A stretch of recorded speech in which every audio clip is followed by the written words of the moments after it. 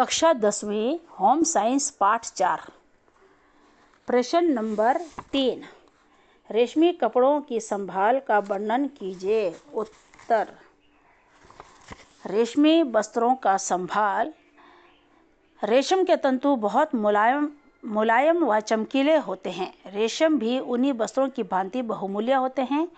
रेशम की मजबूती, चमक, कोमलता और आकर्षण आदि कुछ ऐसे गुण हैं जो रेशम को अन्य तंतुओं की अपेक्षा अधिक आकर्षक बना देते हैं। नंबर 1, रेशमी वस्त्रों में मैल नहीं रखना चाहिए। यदि रेशमी वस्त्र बहुत अधिक मैले हों तो उन्हें कीड़े के काटे जाने का डर रहता है। बहुत अधिक समय तक खूंटी पर टांग कर नहीं रखना चाहिए। एक तो धूल और मिट्टी जम जाती है, दूसरा भार पड़ने से ये फट जाते हैं। नंबर 2, रेशमी वस्त्रों की धुलाई। रेशमी वस्त्रों की धुलाई बहुत सावधानी से करनी चाहिए। गुनगुने पानी का प्रयोग करना चाहिए। धुलाई के लिए द्रव साबुन का प्रयोग करना चाहिए। धोते समय रगड़ना नहीं चाहिए, क्योंकि गीले होकर ये तंतु बहुत नरम हो जाते हैं और मलने से एकदम फट जाते हैं। रेशमी वस्त्रों की चमक बनाए रखने के लिए धुलाई के बाद एक बाल्टी में 1 चम्मच सिरका डालकर रेशमी वस्त्रों को उसमें से निकालना चाहिए। रेशमी वस्त्रों में कड़ापन लाने के लिए कीकर की गोंद का घोल तैयार करना चाहिए।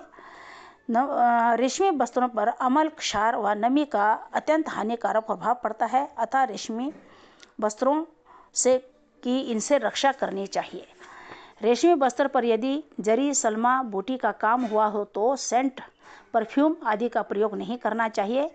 जरी, सिल्मा बूटी को काला कर देती है। यदि रेशमी साड़ियों के बॉर्डर काले हो गए हों तो पॉलिश करवा लेना चाहिए, जो आज आसानी से हो जाती है। नंबर 3, रेशमी वस्त्रों का संग्रह। रेशमी वस्त्रों को अलमारी, ट्रंक या बॉक्स में रखते समय यदि रेशमी वस्त्रों पर जरी का काम हुआ है तो फिनाइल की गोलियों का प्रयोग नहीं करना चाहिए, क्योंकि वह अपनी रासायनिक क्रिया द्वारा जरी को काला कर देती है। नीम की पत्तियां या चंदन का बुरादा रखना अधिक उपयोगी रहता है।